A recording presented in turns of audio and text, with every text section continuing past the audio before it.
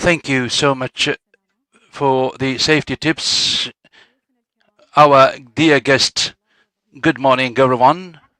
My name is Rul Al Sheikh from Data Management from SIDF, and I'm honored to provide you the data governance we'll be speaking about in this Knowledge Month. These workshops are organized by the SIDF in November in order to enhance sharing knowledge across the different entities. Today's workshop focuses on data governance and how important it is to enhance the efficiency of entities, enhancing services, taking such services from compliance to enablement strategically that is based on data. With this in mind, we will have the data governance and how important it is. Of course, we will have a group of speakers to further talk about different experiences and topics.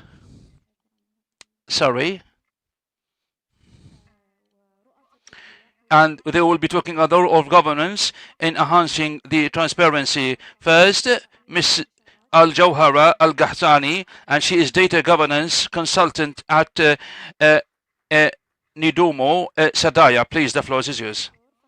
Dr. Fahad Al-Mansour, advisor to the Data Management and Privacy Office at Minister of Justice. Dr. Fawaz bin Dlaim, CEO of D4D's company.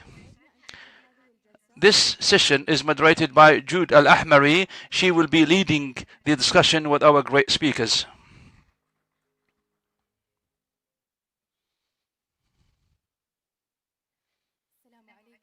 Peace be upon you all, and very good morning to you. Our dear guests, ladies and gentlemen, distinguished audience, would like to welcome you all to our workshop, and this is about all data governance across the government entities and its role on digital transformation, achieving the targets of Vision 2030. Our aim in this workshop is to showcase that data governance and AI governance is not less compliance. It is a driver to create value and the smart decisions and also the sustainable innovation. And to be moderating the session, and also I'd like to welcome you, Ms. Jawhara Al-Ghahtani, Dr. Fahad, and Dr. Fahad.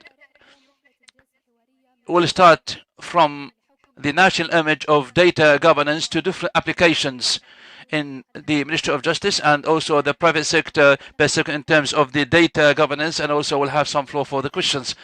The first question with Ms. Al-Jawhara.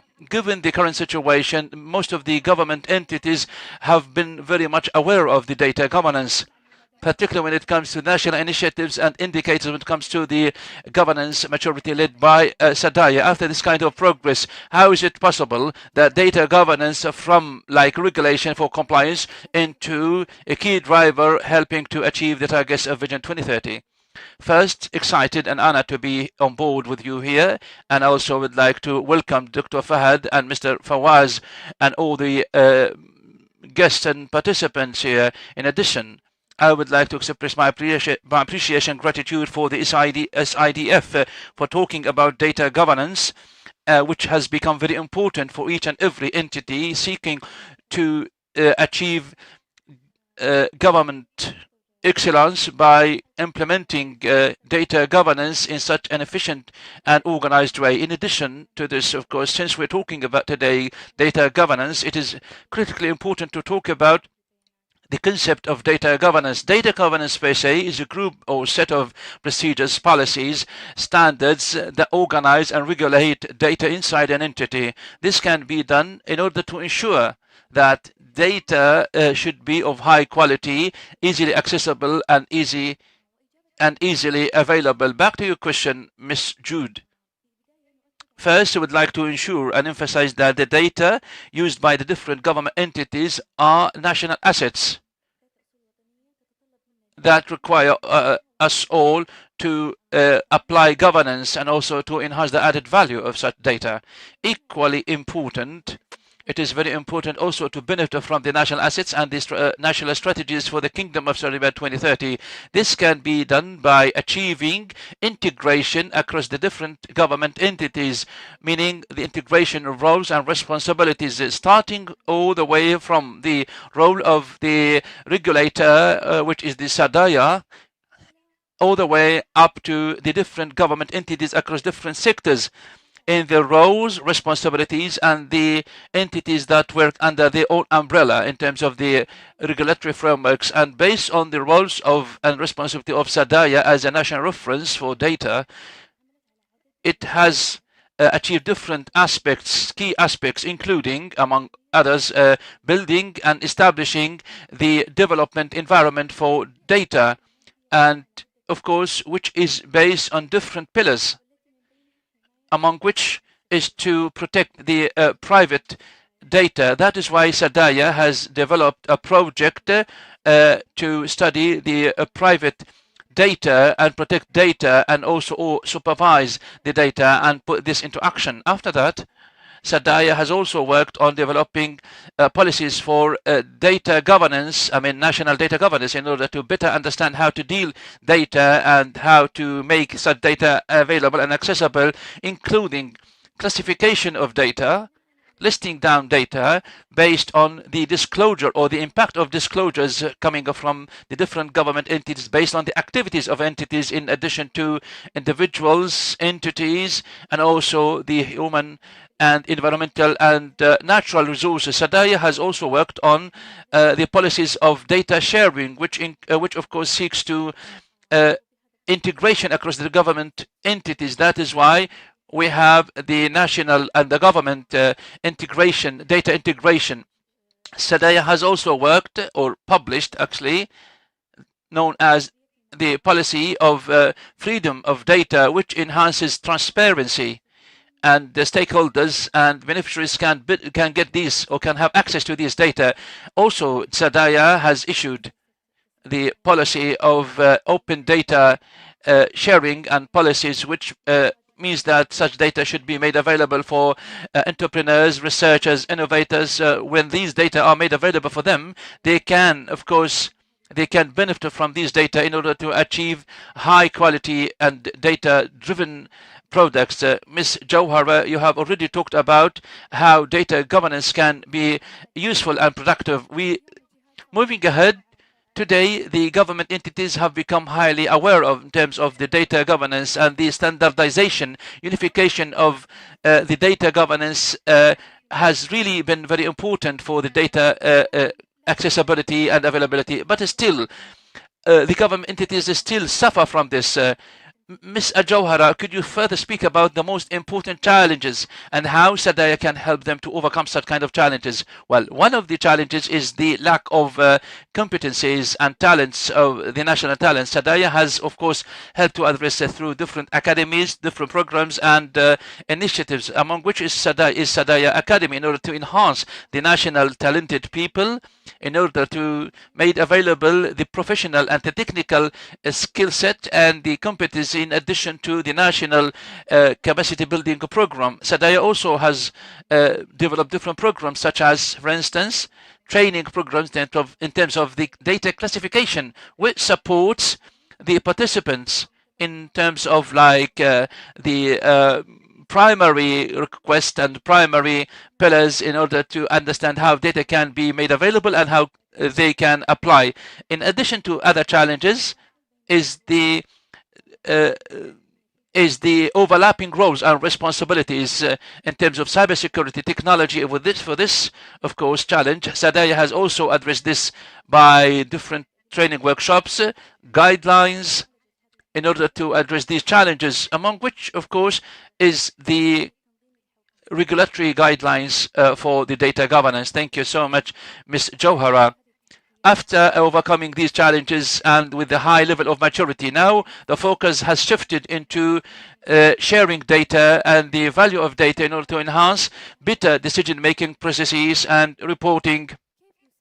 How is it possible an efficient framework, and the data sharing can help to open new integration of projects. I believe that the entities should be able to develop an institutional framework, including the internal policies and procedures, templates, forms in such a way to ensure integration among other entities, such as, for example, cybersecurity links and assist and connections. Also, they can benefit from technical solutions. For example, we have today the platform for data sharing, and they can have access to these across the government entities. And in addition to this, of course, the open data sources, which enhances transparency, innovation, making such data available for free and of high quality for free of charge, of course. It is very important, though, that such government entities should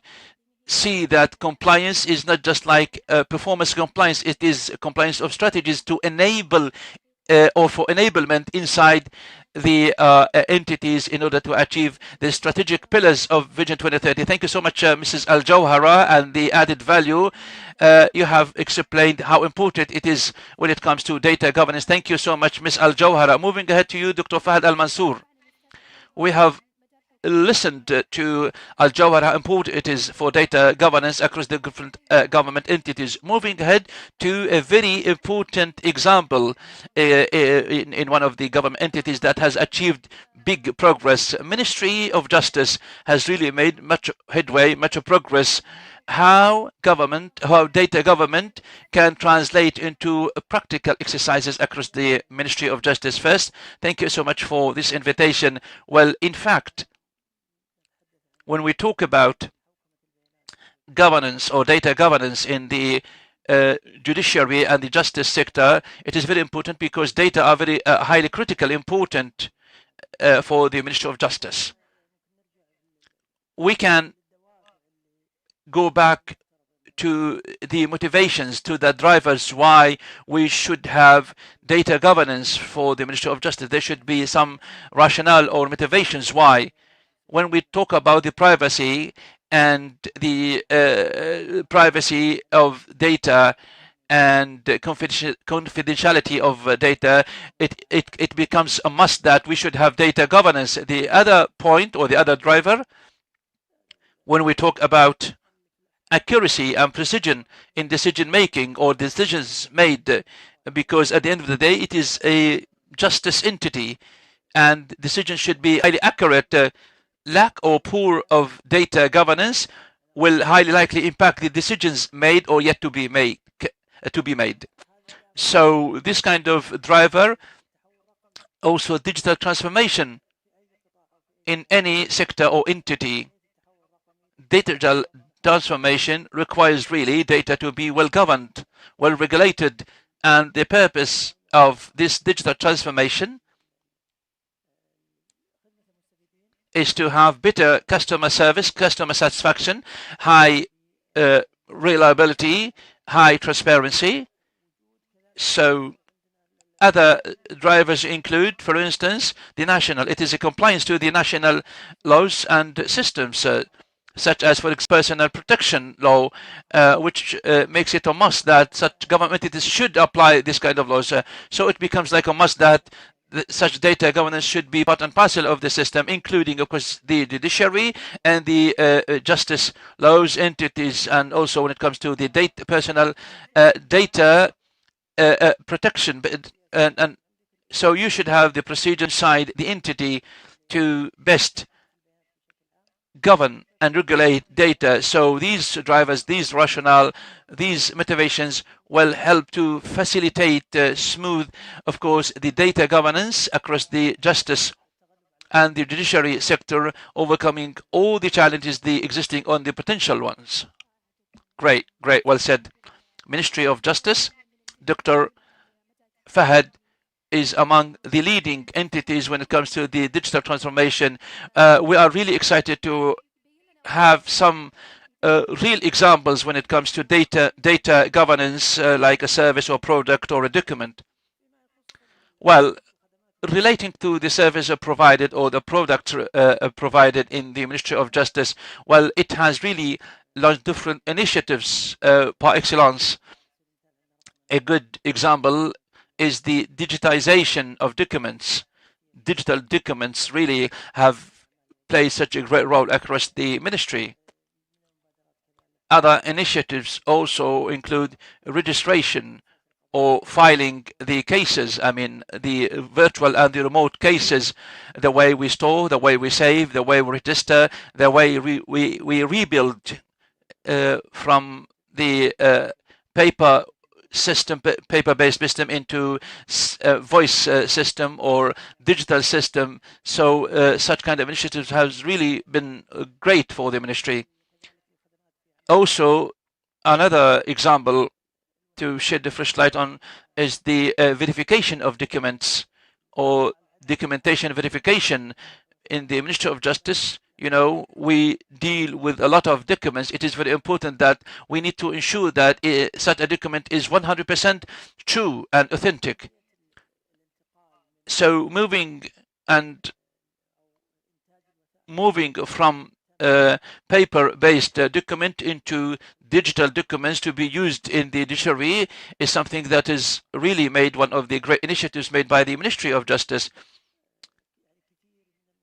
Many initiatives that have come into play across the ministry really play such a great role to best facilitate the judiciary procedures, files, suits, well connected, so that the decision to be made digitally quickly, because it will enhance the decision-making processes, will reflect on the customer. So the great services made by the ministry just recently, and the challenges being overcome. The challenges have been really translated into success stories. Combined together and given together, the impact has been great on across the board, across all the ministry, we as ministry, or the customers or the clients. So by and large, the services provided by the ministry, in principle, it is all data governance. So unless otherwise the data governance comes into play, we will not be able to realize development. And this is based on what? Based on the drivers, which is like the digital transformation. So we are required to provide digital services. The Ministry of Justice is very much like other entities and ministries, that we need to provide excellent services for the customer satisfaction and experience. This is one of the great examples that we have done. Thank you so much, Dr. Fahad. When we talk about data in the justice sector, you deal with data really is critically sensitive, critically important, because they are connected with personal data and information. The question is how you strike a balance between transparency when it comes to publishing documents and statistics, and also protecting highly confidential and private documents. First and foremost, it is very important to identify which ones to be published and which one not. This is the first step, or the first step.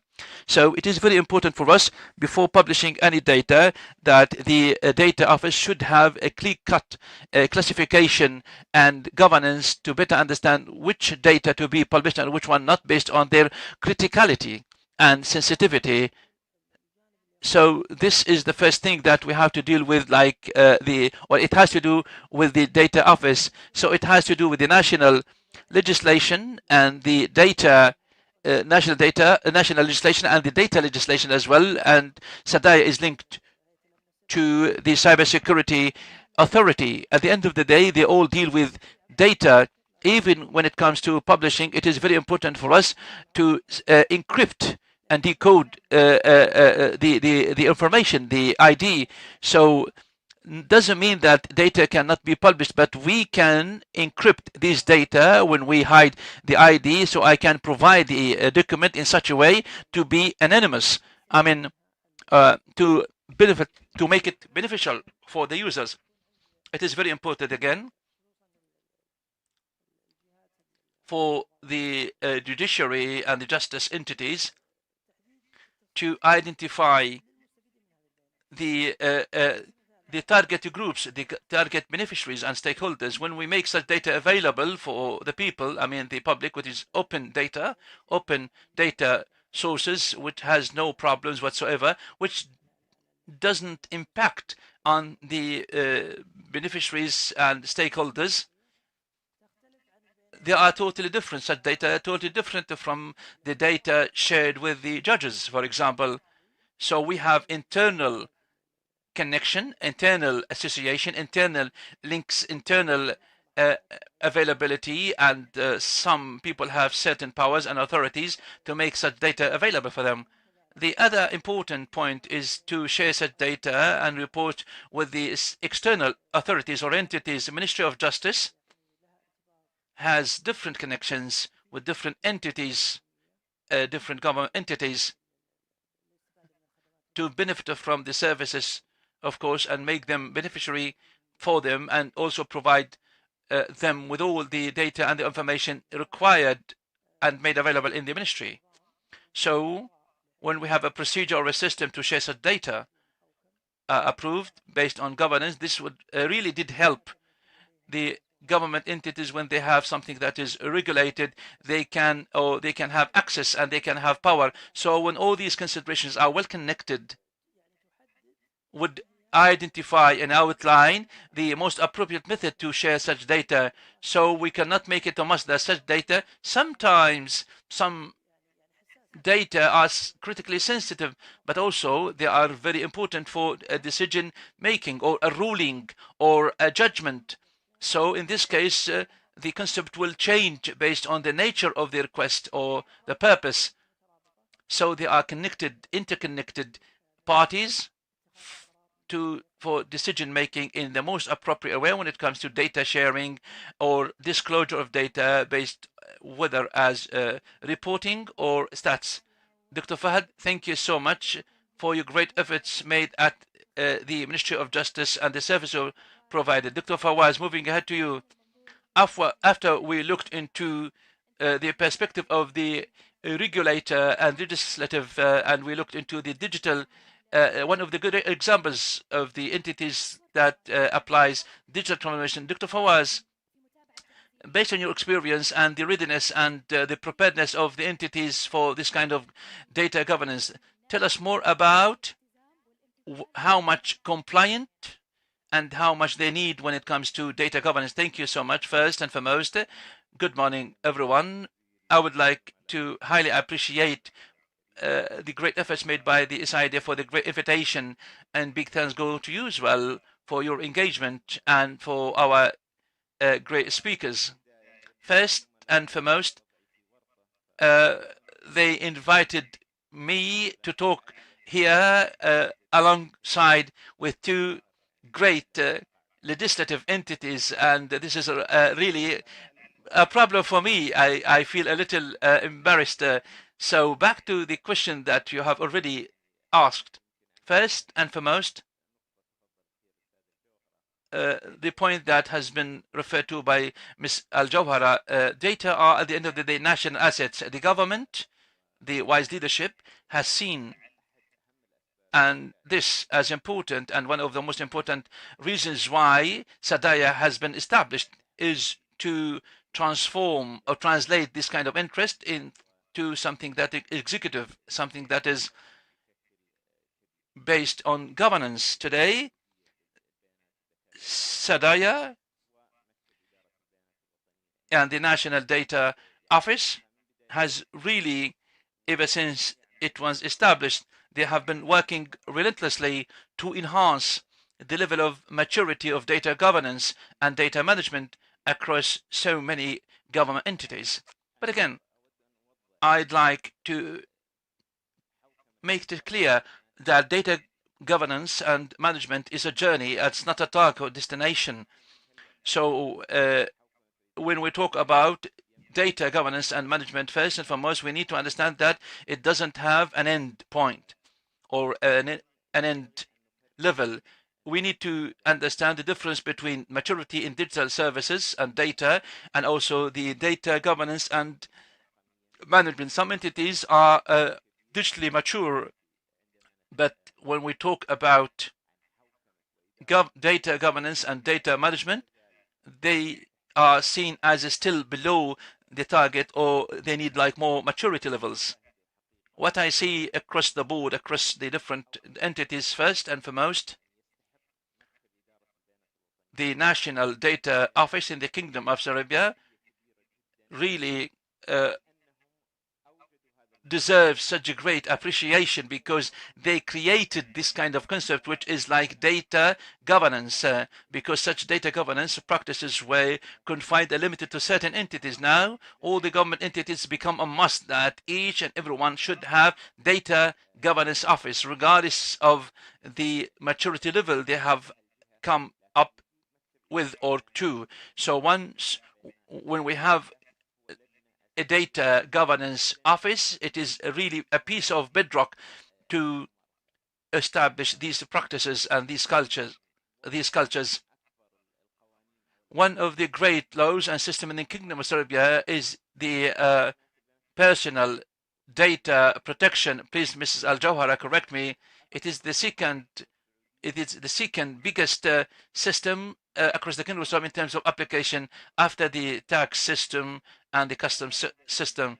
So this gives us an impression how important it is for data governance when it comes to application.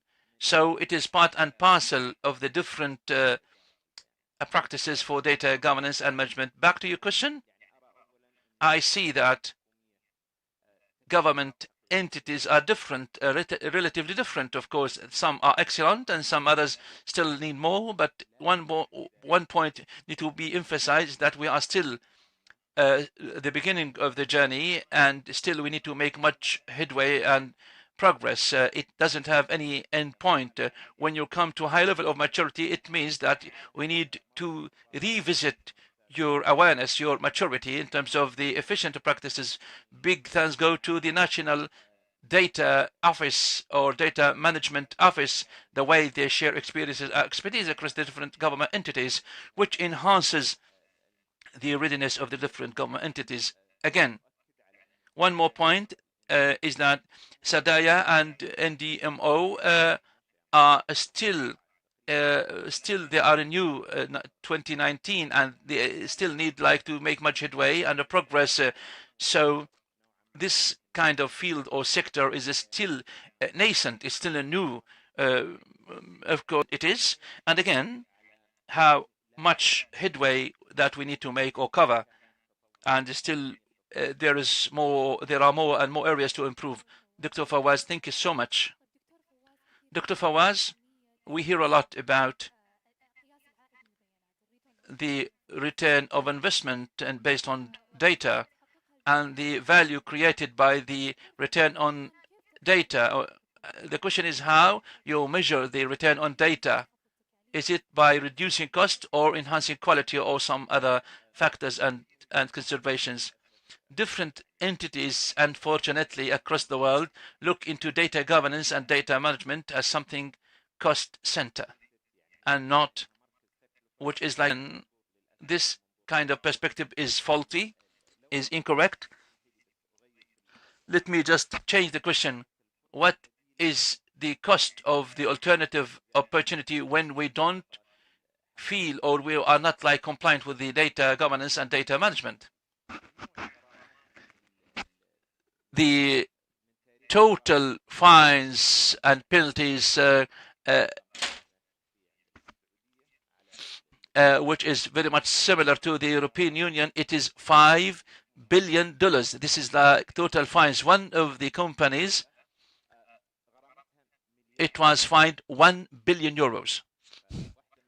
One of the fines is 1 billion euros. So when the entities are not compliant to or with the data governance and data management, it is more costly than not. So risk management and risk mitigation is more important than not, of course. The other point or the other consideration is also linked to the first question that you have asked. The maturity of digital entities doesn't mean that they are mature in the data governance and data management. So many entities look into data. They keep the data on the shelf. They keep data in archive, and they archive data for just documentation or history, and they don't benefit from such kind of data. Today, we have like a new term that has come into play, which is one of the domains in the National Framework for Data Governance and Management, data value realization.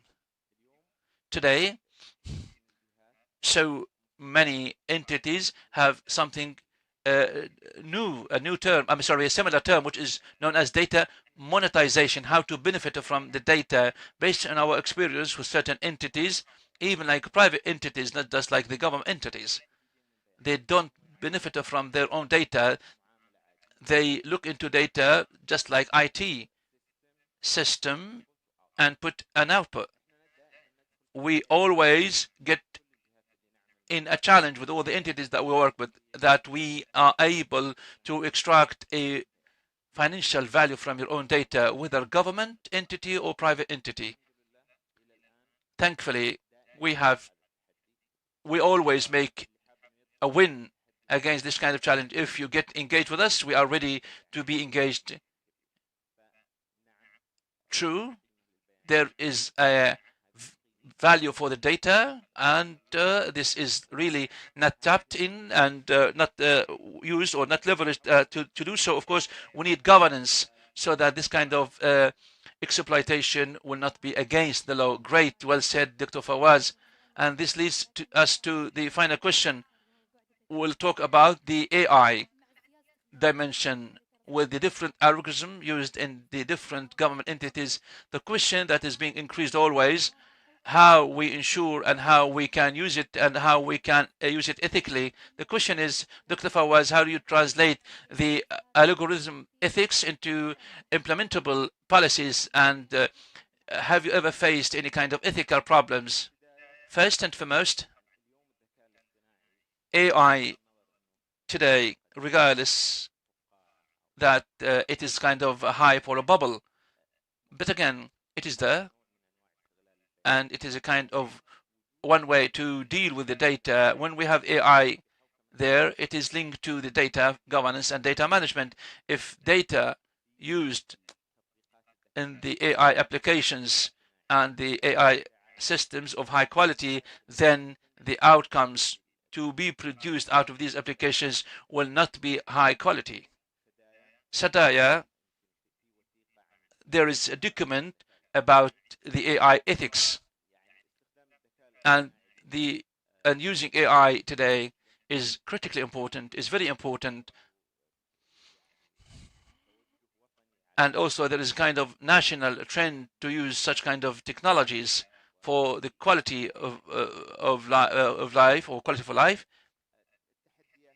The challenges are there, but I cannot talk about such kind of challenges directly because we are committed to our clients based on agreements not to talk about these. But again, how was it possible for us to overcome these challenges? Today, AI, some models or examples are known as black box or black boxes. Some use neutral networks. Well, in fact, you cannot technically understand what is going on inside the black boxes, how the processes were done, the outcomes that will be produced. Today, we have a principle in the AI known as explainable AI, the AI that can be explained. Just to explain this, what we mean by the ethical problems, some models or examples, for example, the certain gender or some society segments. This, of course, is based on, or the reason why, because there is like a failure in the system. If a model, for example, we have a model that has been trained on the south of Riyadh and not the other areas. So this means that the model is biased. To overcome this kind of bias, it is very important to increase the data volume so that it covers all the society segments. And one more example in the AI challenges, and this was covered in one of the ethical principles of AI, which is humanity, humanization. AI applications should be explainable explained, understood by human beings. Some AI healthcare applications, doctors should understand the results. So the AI applications and models should be explained and should be humanized. Other procedures that are very important include awareness, sensitization that is consistent whether for the AI applications or even for some challenges. Thank you, Dr. Fawaz, for this great presentation, for your great in-depth experiences and expertise. We would like to open now the floor for some questions. Dr. Fahad, if we look into the upcoming 5 years, what is the most important challenge when it comes to data governance in the government entities? I believe over the upcoming 5 years, we will come to AI tools, and we will use AI tools a lot. I believe the upcoming period of time, AI and the other systems or the byproduct of AI will help to establish governance in terms of like the quality of data measurement or identifying risks associated with such data, expectations, anticipation, proactive steps in terms of for the events, and also reporting. So when we have AI systems applications over the upcoming period of time, I believe, and they are so strong because they depend very much on data. So this is their own domain. Thank you so much, Dr. Fahad. Dr. Fawaz, same question, please. I do agree with Dr. Fahad. Even I have one more to add. There will be a kind of transformation to understand the value of data or the data value realization and how to benefit from such data in such a way, such a big way. Ms. Jauharba, any addition to made? One more thing, yes. Today, one of the first program launched by Vision 2030 of the Kingdom of Serbia is the National Transformation Program, which seeks to enhance government excellence by the or through the digital transformation. We cannot realize sustainable digital transformation without data governance and data management efficiently. So it is very important for government entities to take this into consideration to achieve the added value. Thank you so much, Dr. Al Jauhara. One more question. Most of the government entities started establishing data offices. What is your first piece of advice for the one in charge who started this journey in governance, whether in this advanced stage or in the upcoming stages? Any piece of advice you will give to any first officer or first the people in charge after building great relationship with the National Data Office? First and foremost, to focus on the data value, the value coming from data more than on the practices. Again, focusing more on how to translate these practices in something that is useful, productive.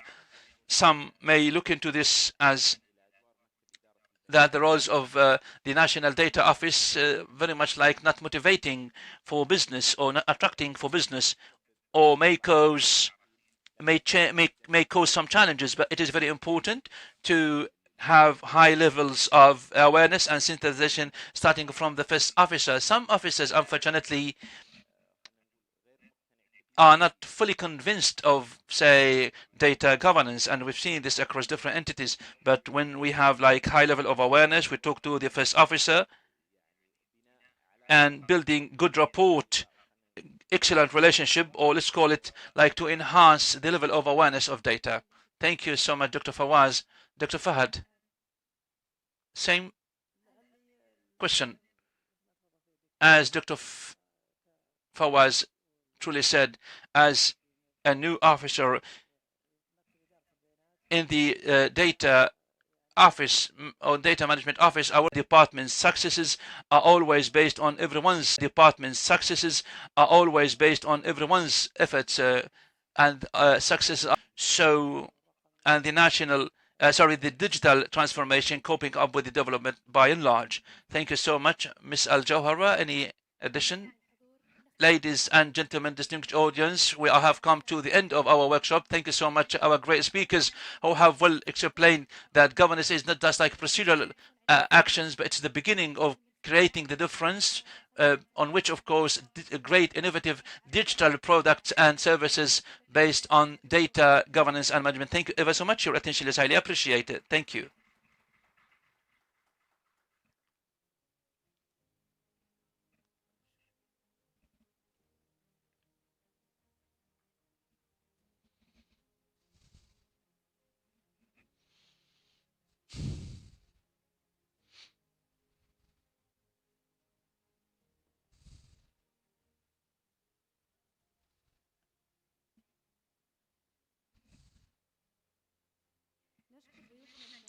Big thanks go to our speakers for the great presentations. Big thanks as well to Ms. Jude for moderating of the session. Moving ahead to the second workshop about AI governance in the industrial sector. This workshop is to talk about the importance of AI in adopting the emerging technologies in a responsible, efficient way to look into the best practices that enhances the maturity of entities. Honored to have in this Dr. Wajdi Al-Jad'ani, Dr. Wajdi Al-Jad'ani, and he is director of the AI Maturity Assessment at Sadaya. Please, the floor is yours, Your Excellency, Dr. Wajdi Al-Jad'ani.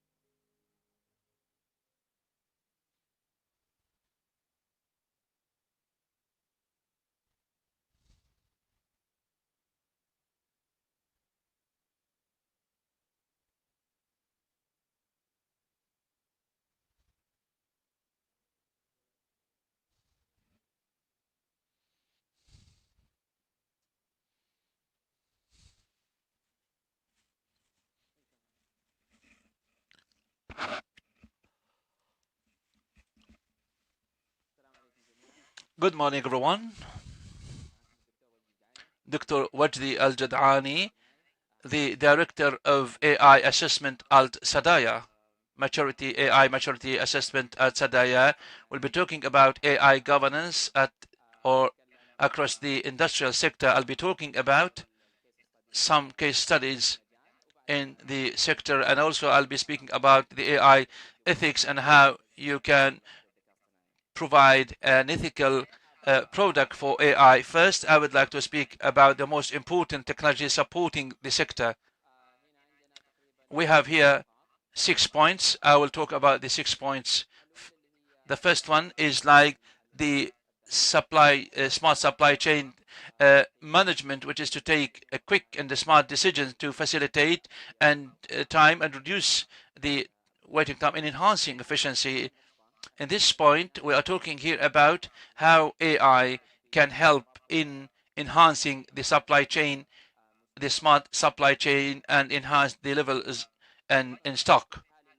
Again, we are talking here about logistics, and also it enhances the anticipation models. The second point, which is enhancing efficiency, operational efficiency. This is a very important point. We're here talking about algorithms in anticipation expectations in terms of reducing the out shortage and how we can identify the industrial pathways and the products in such a way to enhance productivity, and also enhancing the AI models to enhance the distribution of the technical resources and reducing waste, of course, or loss.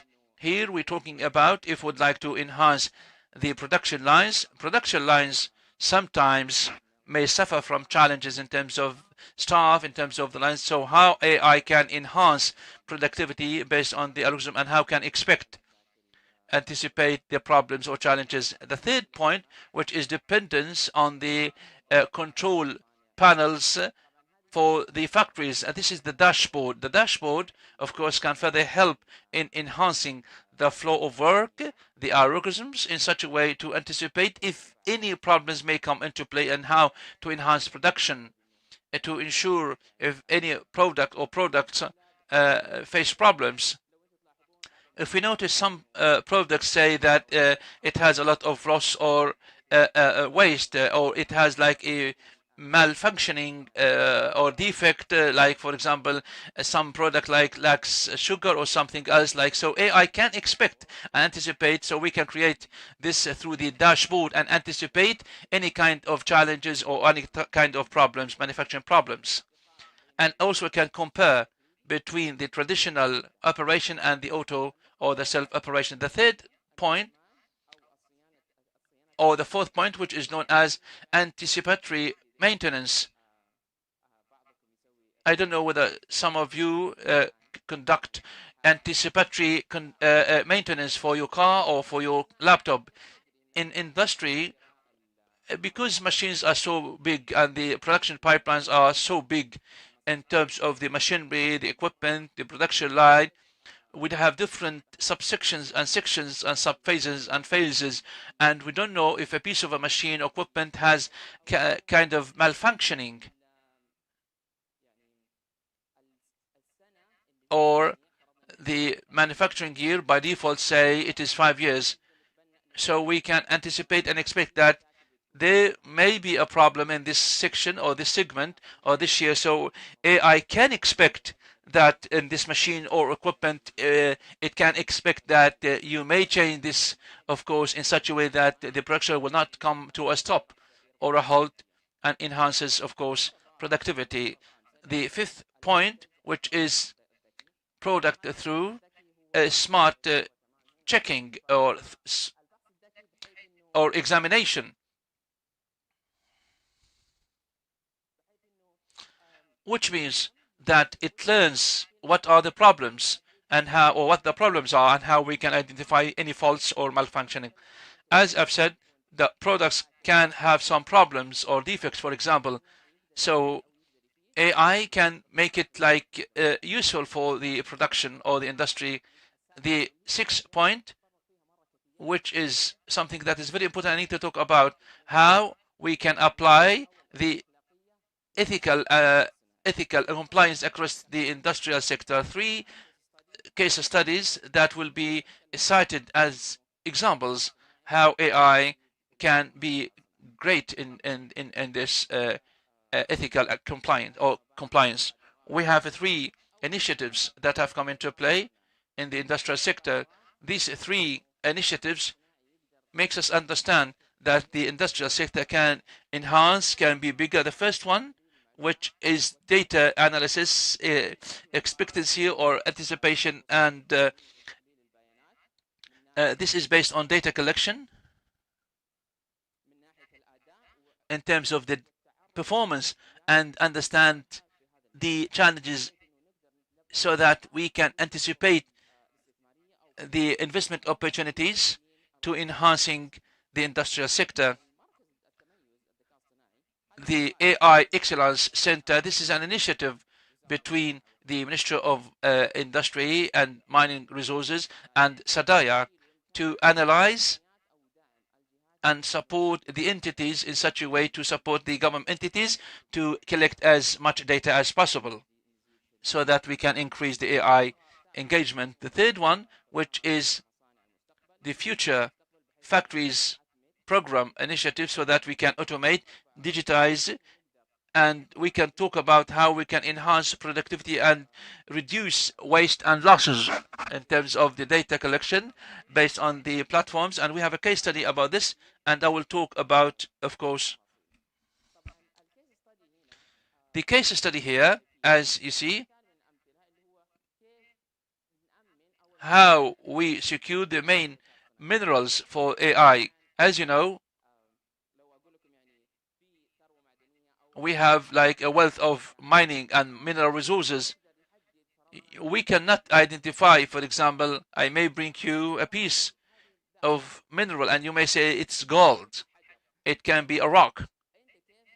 The question is how you can identify this. Can AI help in identifying minerals? This is a case study. We have a problem here that is based on AI engagement based on minerals and mining resources. Whether AI can identify what kind of minerals it is, and the technology used here is like observing AI to identify the prices of these products. While the prices of such a products are very much like stocks or shares, stocks, you can, if you can, for example, expect whether this company goes up or goes down, and based on this, of course, how what is it that we can make to enhance the company. So this can help you based on the data and the collection. We can identify what kind of company that can be you can get in, and the quality of the so the raw materials is different. That is why it impacts the quality, the number of these, the type of minerals, how it is stored, what are the risks associated, and so on. So this kind of case study enhances the purchasing, sales, and the stocking plans. So if like AI can help you not to buy something that is cheap and then you come to store it while you regret, and can enhance, of course, your plans. The second case study is to securing and providing the primary minerals supporting the AI in the industrial sector.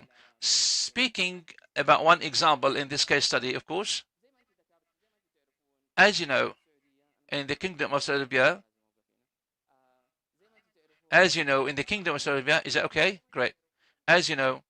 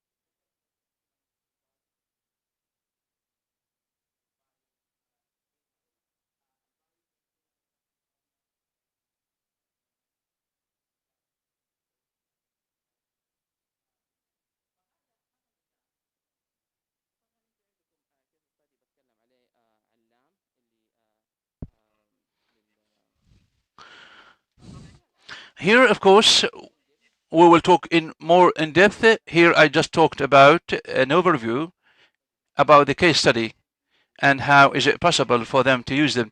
I'll be speaking here about the introduction about AI ethics.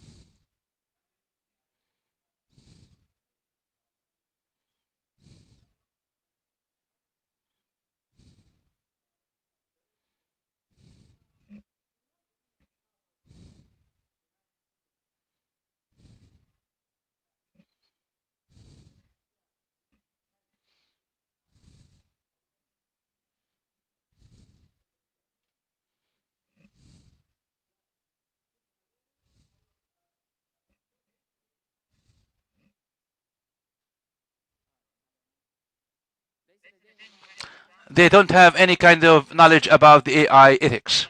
So what are the challenges relating to the AI ethics? One of which is the lack of job opportunities, for example. Well, we use AI, but again, we face a challenge. The more we use AI, the less job opportunities come into play, which means that we over depend on AI. But again, it creates more jobs such as like data analytics, observation, integration, and so on. This is one of the challenges. The second one, which is like uniqueness, or like if we have a case study, for example, we have a robot. This kind of robot will help, of course, entities or the Ministry of Industry or whatever, instead of like asking one person to go there to the mine or mines to make any kind of detection and ensuring that there is like a wealth, a rich material, we can make a drone, a robot to discover this kind or detect,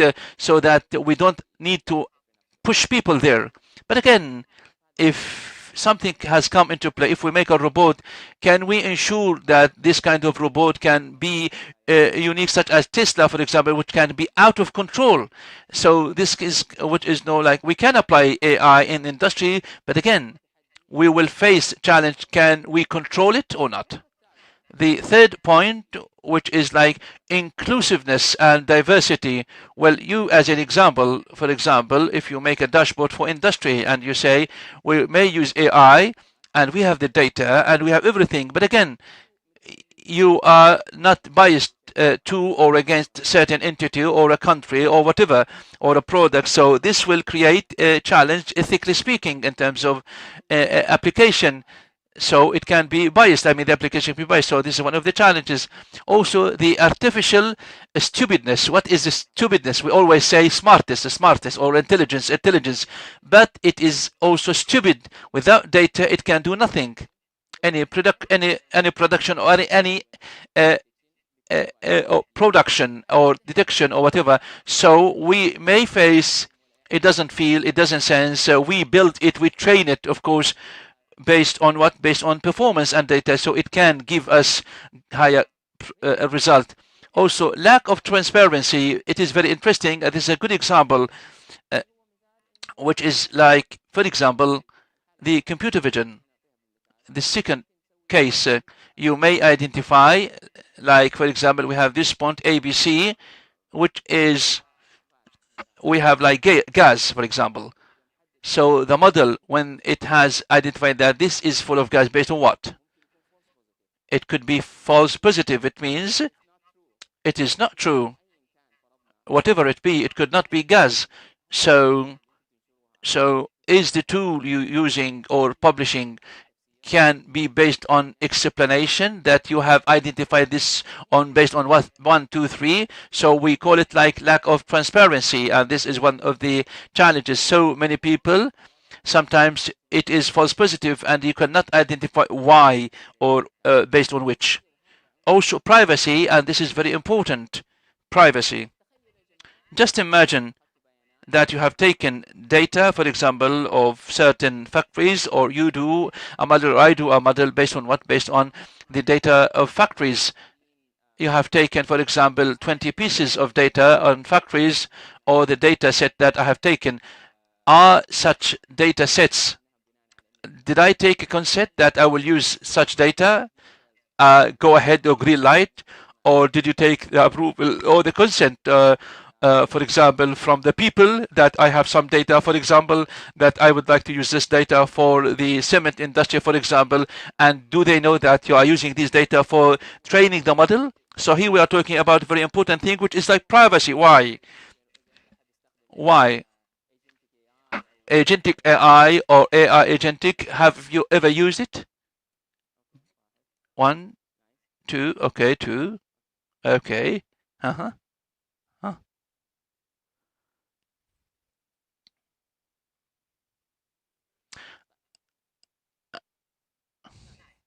Nice.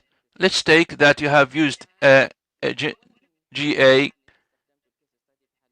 and if you use it, for example, for something confidential, let's say you use it to send emails by default to whatever, to reply, and you look into the calendars, make some organization, make summaries. These are all taken into consideration. From where? From your profile, Gmail, email, Google Drive, whatever. It connects information based on your information and the data you have shared. How you ensure that AI protects your information or data? It may save and store them somewhere, and the data may be pushed away or may be shared. So privacy is very important. You make an agent, but the data, how you guarantee that such kind of data can make them private as always? And this is one of the challenges that we are facing, really. Speaking of challenges, what about the purposes and objectives of ethics of AI? Why? The first reason is capacity building. We need to enable people or entities so that you understand how AI ethics are important. Before I joined Sadaya, I used to be in one of the universities for about 5 years. I made a survey for the developers and also the startup companies, and also for the companies working in this area. I'd ask them a question. Are you aware of the AI ethics? They said you are just increasing the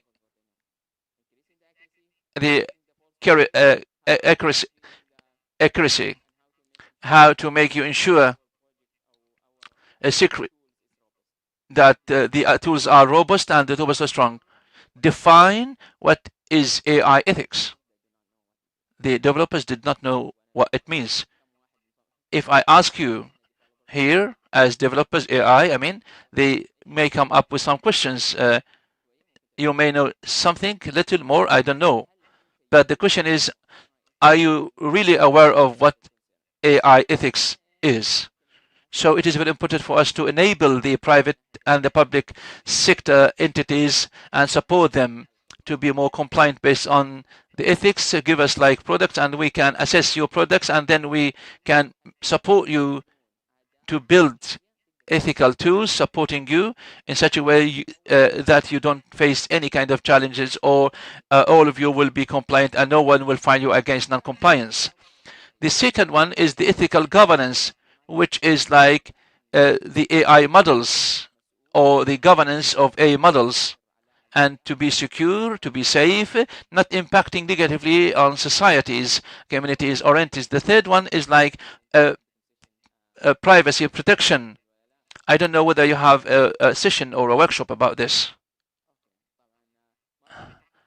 I don't want to speak in depth. Privacy protection, which is very important to ensure that the person is privately secured and safe. I'm linking all the elements with a case study, not necessarily related to industry, but you can understand what it means. If I'm talking about like privacy, one of the things that last week, for example, I talked about AI gaming. One of the challenges is the users complain about the privacy. They said that AI collecting information and use it for marketing and for the market as well. What does it mean? It means when you implement AI, you are collecting information.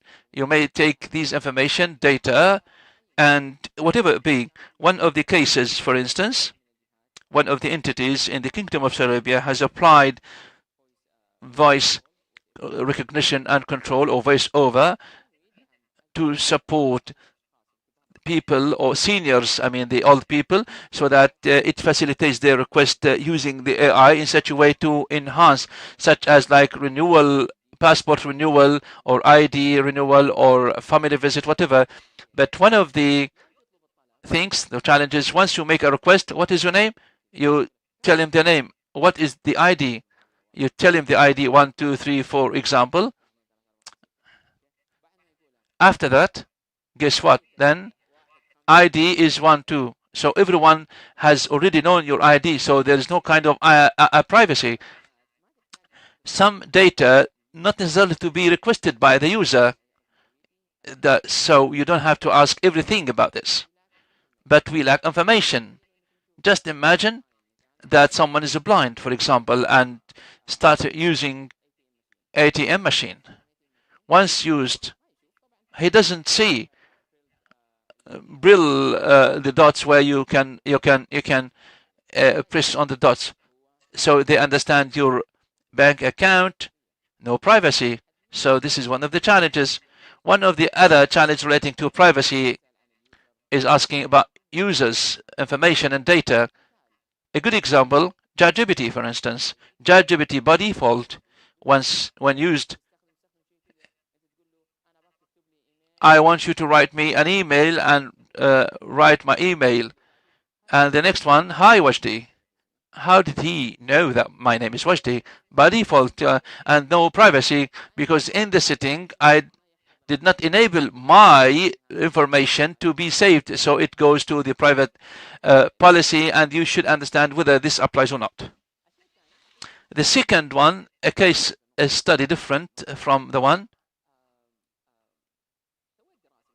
I conducted a research study to see the AI applications in on mobile for the Apply Store.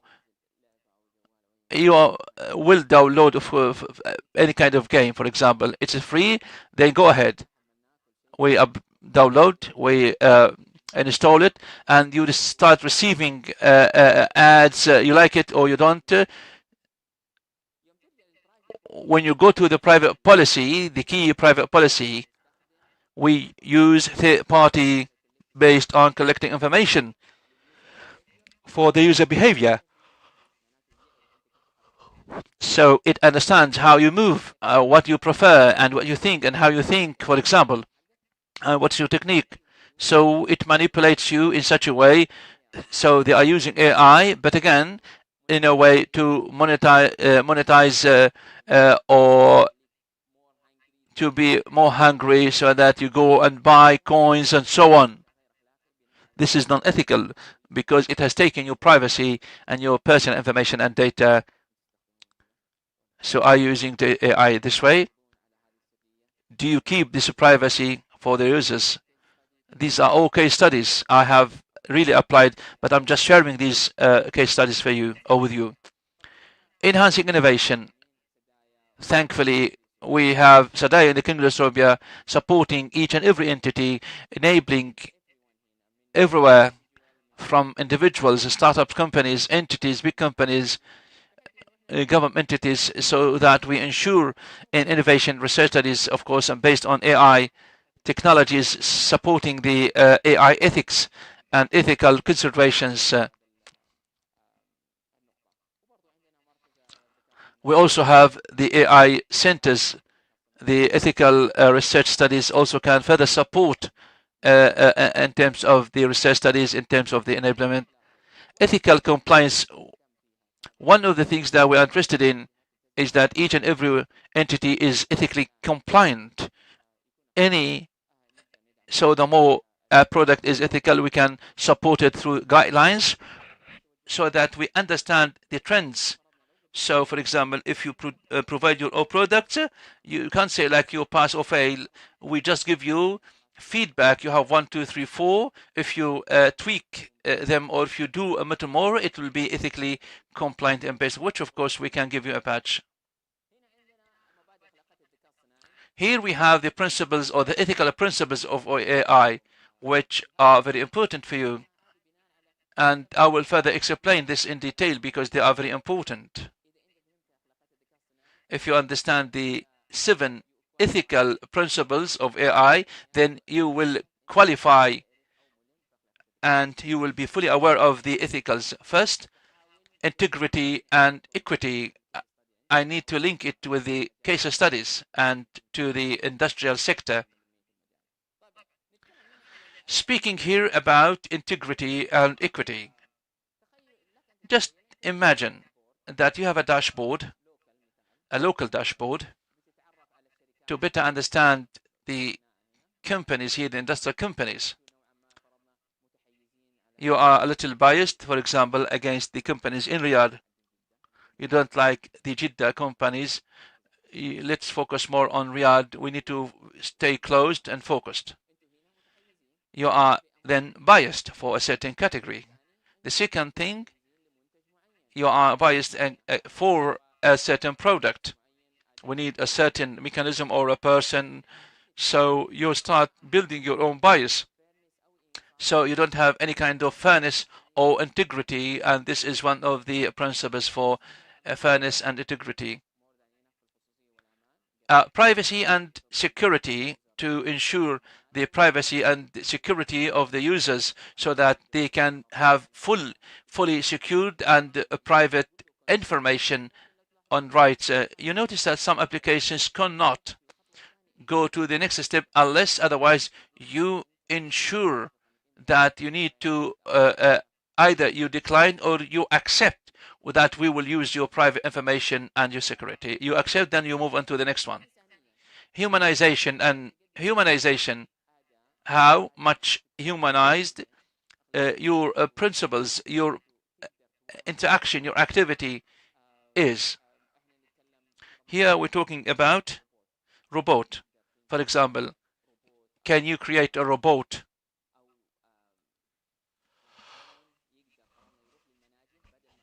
or a drone that goes to mines instead of us risking into going to mines? We can create it to reduce the burden, the load on human beings, so it will help human beings rather than impact them negatively. The environmental and social benefits. Can we create AI product or services that will be of great importance to environment and society? If you go by default, like you say, would like to discover petrol here in the Kingdom of Saudi Arabia, then you start digging and drilling here and there. Can AI enhance productivity, quality, reducing costs, reducing time, enhancing accuracy, efficiency, and precision, so that you will have more expectation, anticipation, instead of like impacting environment negatively or society negatively? You dig anywhere, time, and story, and so on. Can you enhance these? Is the tool useful? Is the tool you are producing useful for society and community? Authenticity, reliability, and safety. How is it possible for us to create AI tools to be well controlled, to be reliable, to be safe in such a way not to cause any kind of impact if we create a robot getting into mines, for example? How is it possible for me to ensure that this robot will not be out of control inside mines? It can be like cause problems to people. So safety is important. You've seen different examples in terms of driving cars. How can I ensure that a car can take me from A to B, but there should not be any kind of challenge or risk, or weak points should be safe and could be out of control any time, could cause a crash? Transparency and explainability. Here we mean like how is it possible for us to create a performance or to use a tool and we say like this is A based on 1, 2, 3. For example,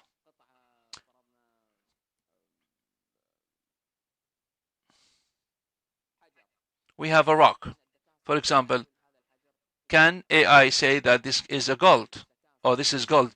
Can AI explain that this is a rock, but this is gold because based on 1, 2, 3 in terms of the explanation? Sahir, for example, if you don't buckle up, it will take a picture.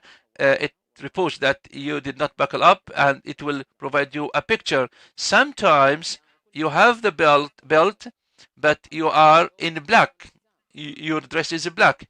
So this is one of the challenges. No, we created this based on this. So they goes back to the model. They go back to the model, and then they enhance this kind of thing based on the dress, the colors, and so on.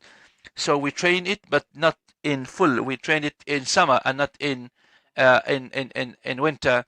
So the question is the tool, or can the tool identify, for example, why it has taken this kind of decision? For example, in HR, we will have a tool to hire and attract people, employ people, but we will make a filter. We have 20,000 employees or people that have applied, and all of them are junior, and we don't know which one is better than the other one. If we filter half, I refuse these based on what? Do you have reasons, logical reasons? So it should be explained or non-explained. If you say does not fit, it will not have any sense. Accountability and responsibility. If you have a tool that can expect and anticipates, for example, we have a region full of gas. If AI reports that we have a gas there, no, we cannot rush into the area based on this, but engineer can validate, of course, based on this. Why? Because there is a responsibility and accountability. If any action goes wrong, of course, we can refer to a person that you have taken this decision, and we need to hold you accountable. In Sadaya, of course, we have two tools, and this is very important, which is like performance assessment, and the other one is like motivational fees. What does each one mean? Self-assessment is online assessment where you can assess yourself. You can say, I am better than anyone else, and you can give yourself 5 out of 5. How can you be honest to yourself? How? As you see here, for each principle, you have taken this, and it's a questionnaire, and it tells you in transparency, for example, did you pay attention to this kind of bias, or did you apply it based on certain standards? So we'll ask you questions, and based on this, of course, it will give you the percentage, the true one. But we will not ask you a documentation. We need to give you a proof based on what you've said. How? This is between you and yourself, because based on this, you start assessing yourself. So this service for anyone is available for anyone, employee, student, startup company, or startup, or investor, whatever, can assess themselves and understand more and more about AI ethics based on this questionnaire. The second one is based on the registered entities. We need to understand the entities, the companies that are registered based on this. Of course, based on this, what is this and why it is important? Each and everyone apply AI products, but again, we don't know whether these can be used for people or not. It could be biased, and we don't know this, and it could have like ethical problems. Based on this, of course, this service is provided by Sadaya, where you request for a service, you upload your own products. It's 11 documents. They are detailed based on the 75 questions that you have already answered, that you say 100%. So are you 100% or not? So here you have the detail. One need to be assessed. I'm assessed, but I don't know whether I am ethically this way or that way. And you say, I assessed myself, but we receive the request, and based on which, of course, we need to evaluate, and we have standards for evaluation. And based on this, of course, we need to evaluate whether you really deserve this motivational badge or not. And then we need to ask you to do it again and again and fill in the information, and you need to request again or apply again. If you are capable enough or you deserve one of the badges, we have 5 ones, starting from aware, then adoptive, then conformative, then assured, then visionary. So far, none entities, more than 65 entities that have been assessed. No one has received the assured and visionary. Not difficult, but there are requirements. Why? based on which, and we'll cite some examples. Each one has an expiry date, because AI can be developed, can be updated, upgraded each month, each week, each year. So if you apply a model, so you will not be for 1 year unless otherwise you make an update based on data, and you have to make fine-tuning, and you may use a different model, and you may increase accuracy, and you may add another feature or features. So it is there for 1 year ever since the issuance. So before it expires, ABC company, here your product will have 1 month to expire. You need to update your information or the document so that you will be renewed. If the same tool, the documentation the same, we need to have a meeting with you.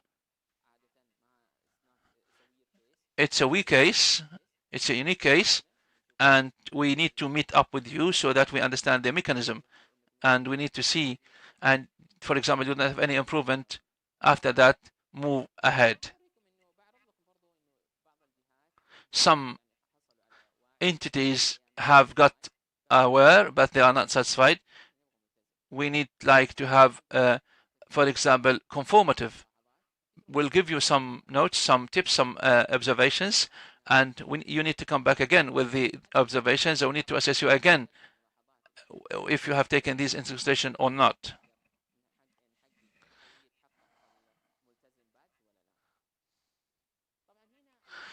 Here, the flow. The flow chart explains to you the pathway, the track of evaluation. First, getting into the platform. After that, you need to identify, or you need to appoint an AI officer.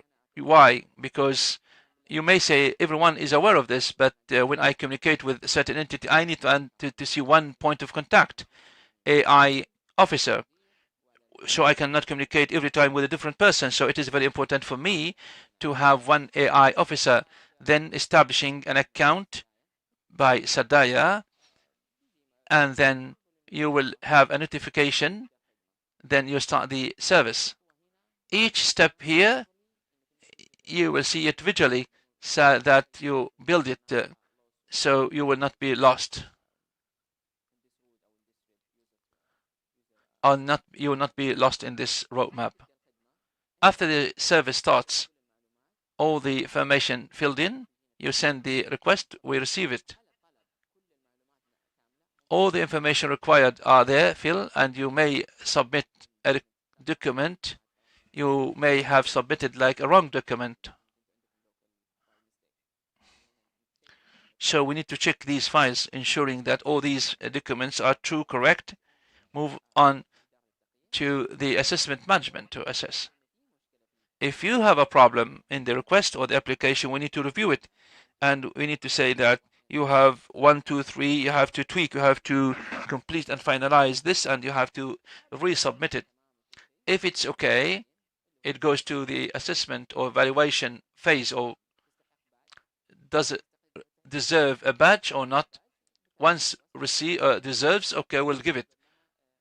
If it's a company, we'll give it like as AI provider. If it's a government entity, we'll give it like just a badge.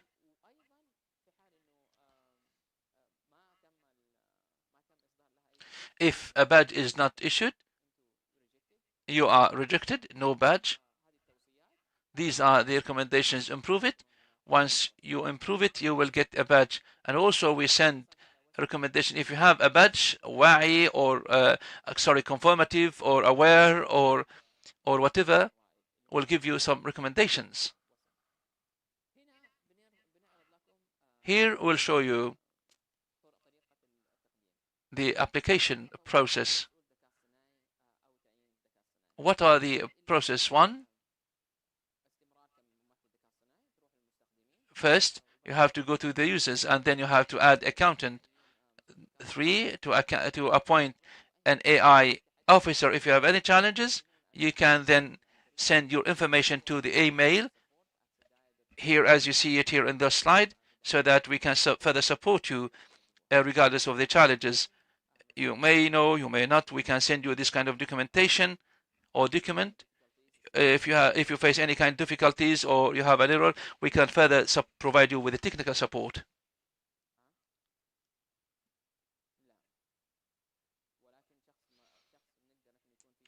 One person for communication with from the side of the entity.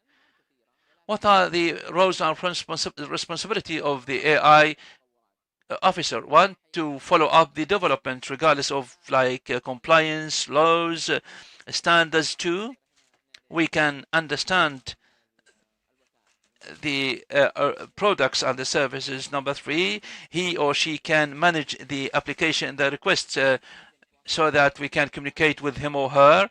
Once the request is made, we can communicate with them. And also, he or she should be the officer in terms of the policies, procedures to be developed. I'll take you now how you make your application for the badge. Before we start, one more thing.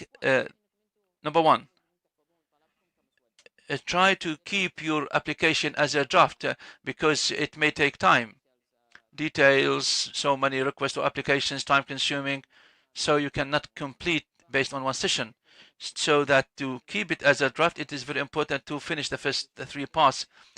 One, which is the product information, risk assessment, and general information about the product and the assessment.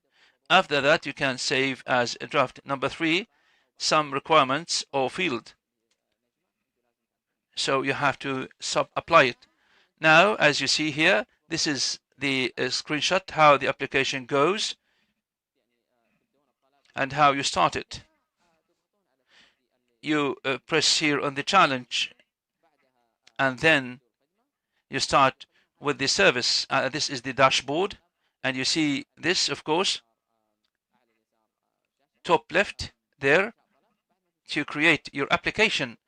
After that, we request some information to fill in these pieces of information, such as the entity name, product name, description, profiling, general information about the product. We don't ask you to write a full paragraph, but just like sufficient description so that we better understand your product.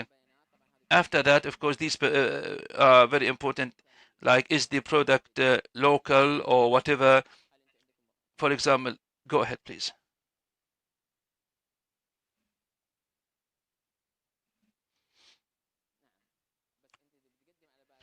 If you apply for a badge based on what?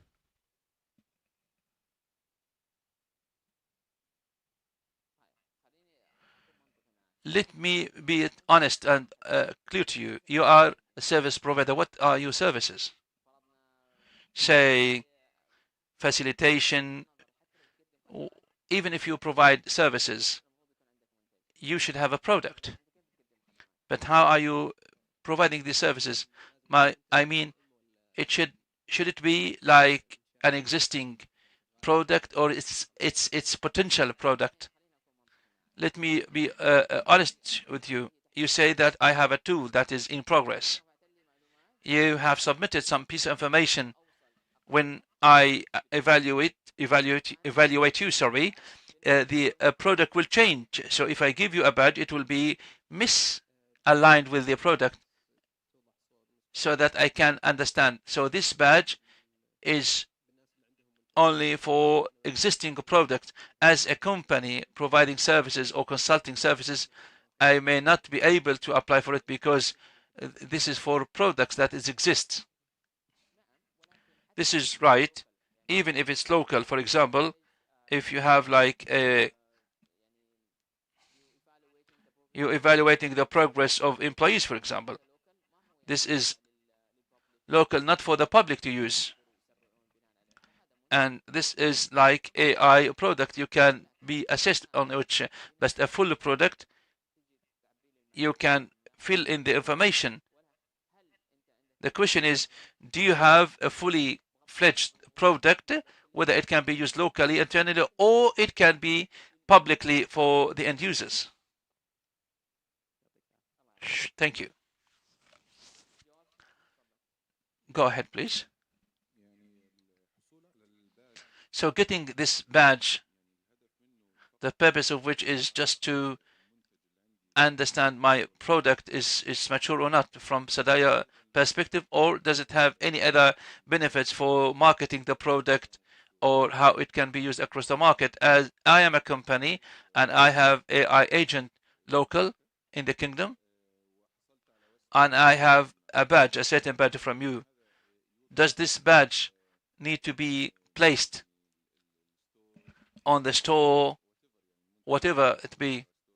It can be based on the store or whatever it be.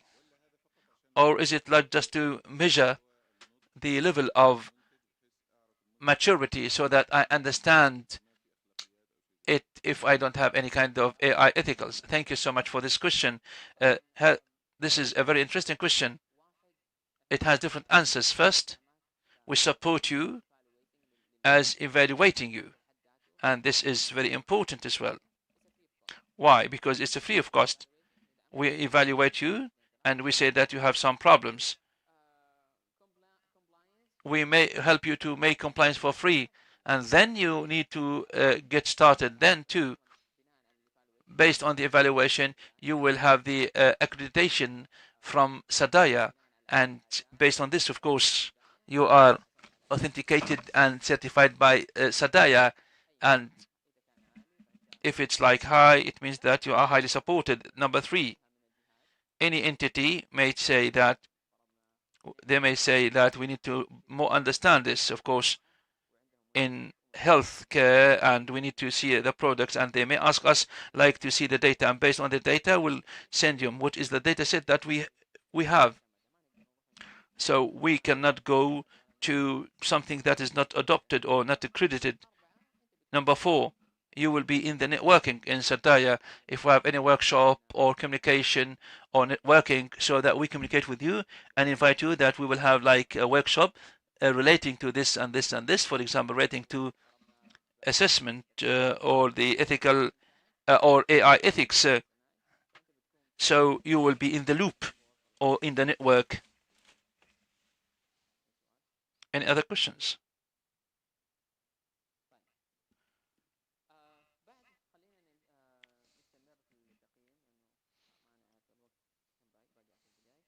Ten minutes.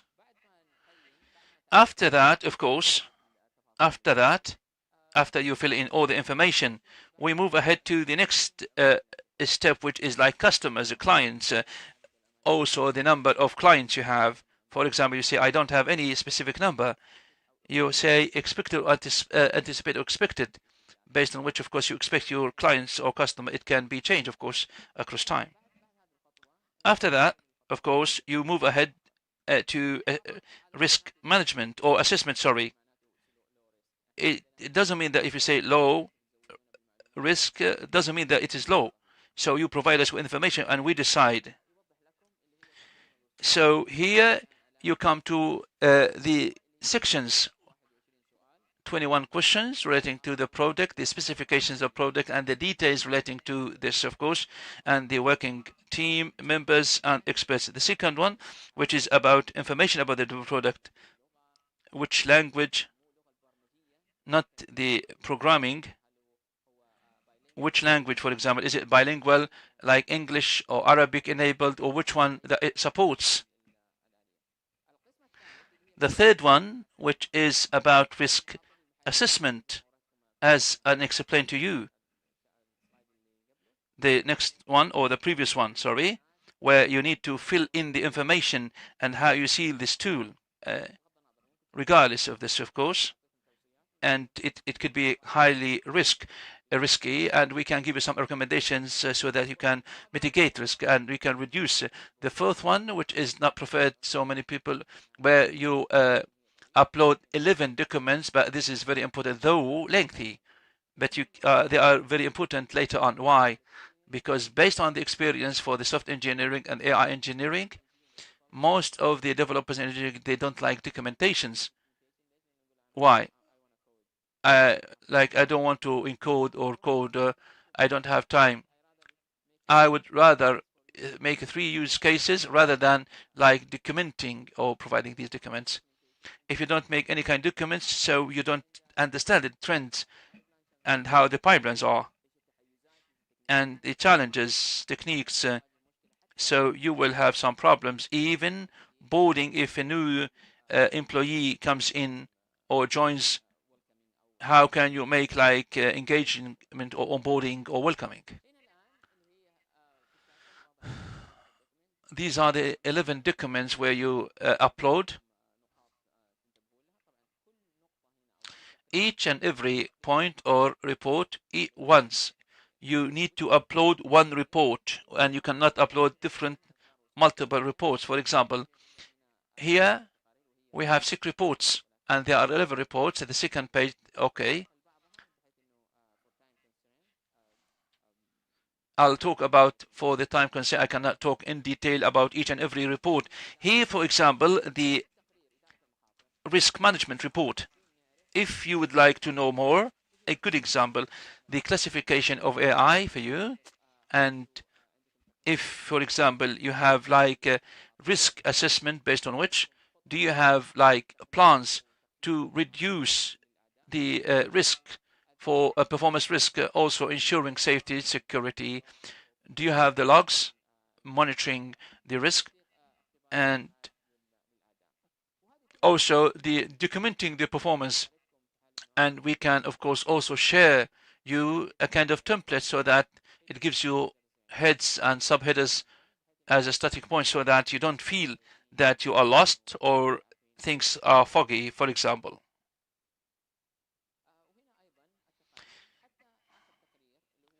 Here, of course, we see here, what does it mean this way? So the people who have developed this program, are they well trained, talented in AI? Do they take or attend training workshops? Here you need to show us the professional certificates, workshops, or programs, or even any kind of total. For example, you tell us like you are head of department or management. I need to make like knowledge transfer. So, but it should always be documented, the number of the attendees, the number of the sessions as well, how long it is, etc. Also, other indicative points that are very important when it comes to reports. Reports should be holistic, inclusive, covering all the points required about the products. It should integrate all the points. For example, the impact 1 to 4 should be in one report.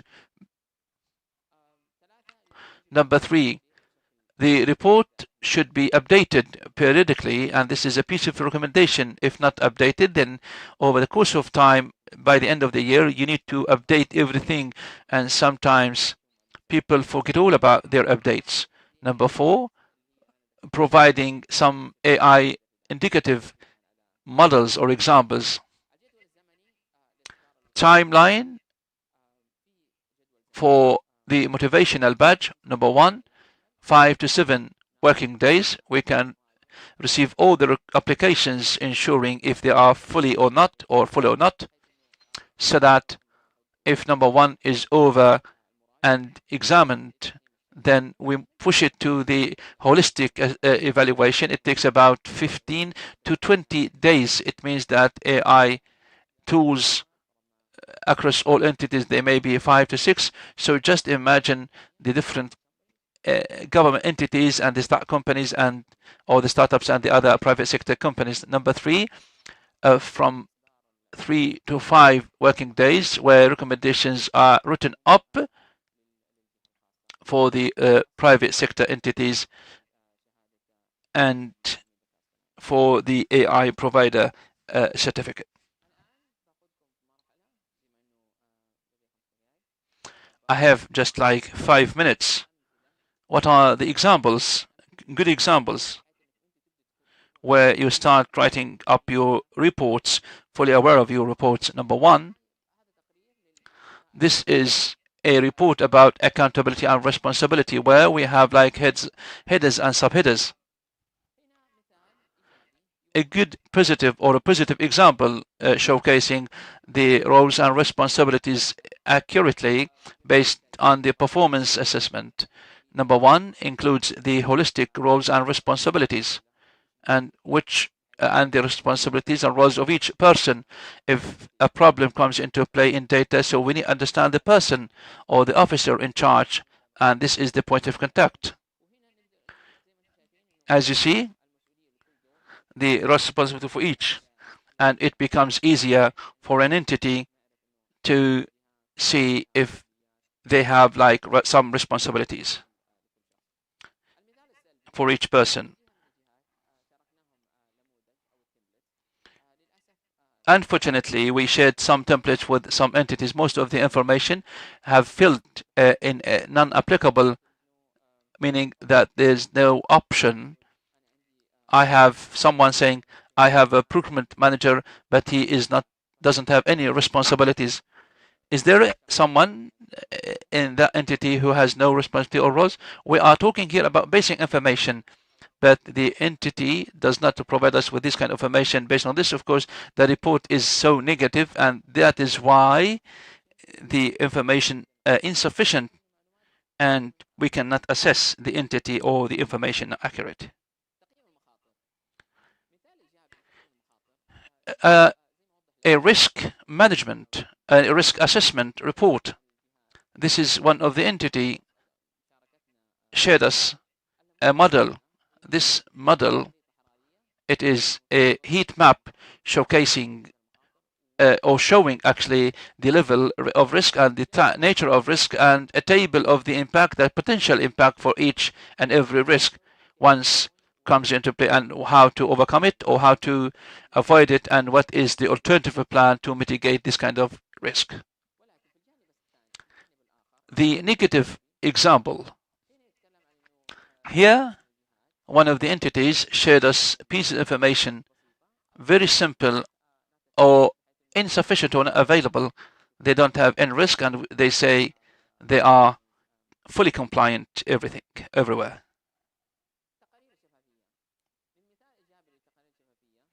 One of the good examples here, this shows us that they did a great job, a roadmap, where exactly it can be fully integrated, and how this can be enhanced. I mean, where mistakes can be recorded, where can be detected, and where can be corrected. And this is a visualization, I mean, a positive example, and we have more explanation, of course. And this is a positive example. We don't have a negative one, but based on this, of course, accessing or coming to the end of the session, I would like to express my appreciation and gratitude and congratulations having the WAI, which is the first alumni product from the Sadaya.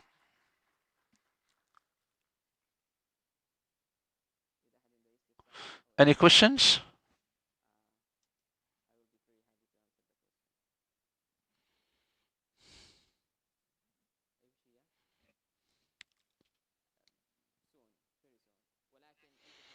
We will, of course, but you as an entity, you get into the platform and you see if it has been approved or not. In addition to the observation, you have WAI. WAI is not an easy to reach. It's not quite easy. We have a lot of entities not getting even WAI, and they are widely known. But again, based on this, of course, we have given you a recommendation. You can enhance, and you can, of course, either adoptive, conformative. And of course, one day we'll come to you and we'll celebrate this. Thank you, Doctor. If an entity, we have like some smart solutions, can we have like one badge for each, and can we apply it? Yes, sure. Some products, if you tell me that I have an entity using the same model, but again, in a different approach or different solution. In this case, of course, you need to explain how each one is used, because no one AI tool use different cases for the same data set, for the same scope. So this is not applicable. But if you have 4 products, then you can have 4 badges. It doesn't mean that should be wa'i or aware and the other can be higher.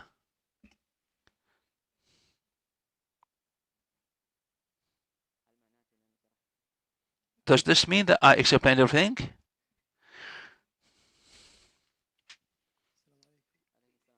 Hello. Thank you so much for the inspiring presentation. First, you talked about the AI ethics and the AI responsibilities. I have a question.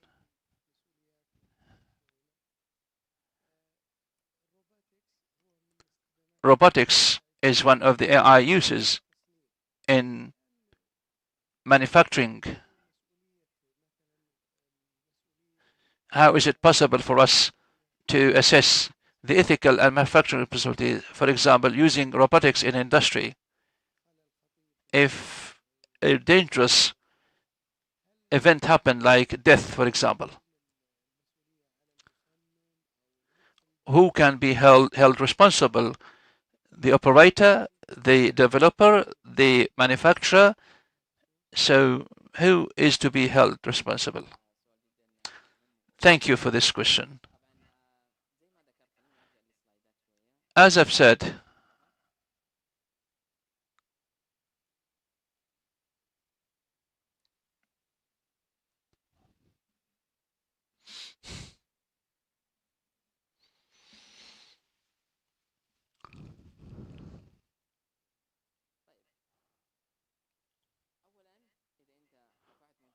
if you have uploaded your product for Sadaya to be assessed, first you reduce reduce risk. We can assess your product and we can provide you a recommendation. So the risk that may come from robotics, and instead of making it like 70 risk, it could be 10 based on the engineer. Did he update it after assessment, or did he make any kind of detection based on the resolutions? If we look into this, number 6, which is transparency and explainability, I cited an example like mining, for example. AI decided that there is an entity and they said that it is it is full of gas, for example. And also we cannot depend on AI decisions unless otherwise there is a recommendation coming from engineers to predict, to ensure, to validate, to examine. Accountability and responsibility. If we have a robot out of control, out of a sudden start making crashes, for example. This is one of the examples, and we cannot control it, but we can mitigate it based on how it is trained or how the data are used, or we can control it. Once you enable AI, if we look into integrity, did you give AI all the information, all the data in terms of ethical issues, the data? Can this robot, for example, serve the people here for water, for giving them water? Did you train it for each and every chair or seat, starting from left or right, or did you train it across all time, morning, summertime, night, different people, different scenarios? Like there is a step or stairs, it can be like a ramp rather than a stairs. So back to your question. It can be explained, so it can be not controlled. So it comes back again, who is to be responsible? Did you train it? did you decide the rules, pathways, steps? Then here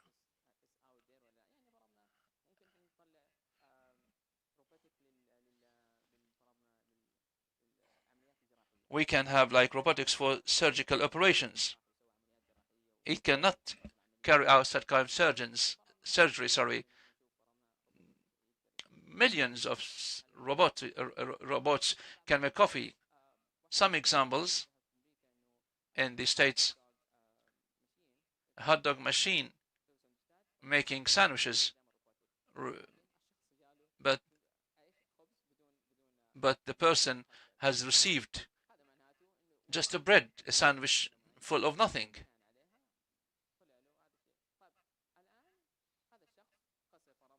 So he lost whatever, $5 or whatever. Can he get back to the machine?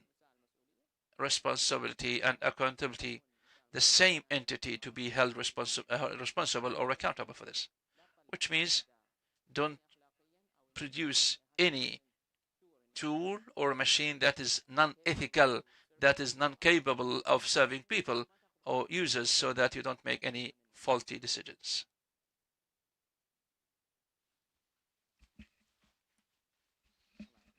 Thank you.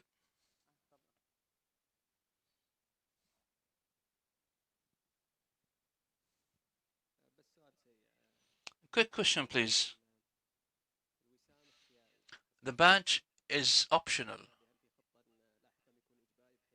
Do you have any plan to make it like mandatory or obligatory so that products cannot be used? At least it should have. We do not enforce any. It is a badge. It motivates people. So if you want to apply for this service, we can make assessments, support you, enable you, so that you'll be fully aware of these considerations or aspects or the gaps. You are most welcome. What do not force it into any entity or person.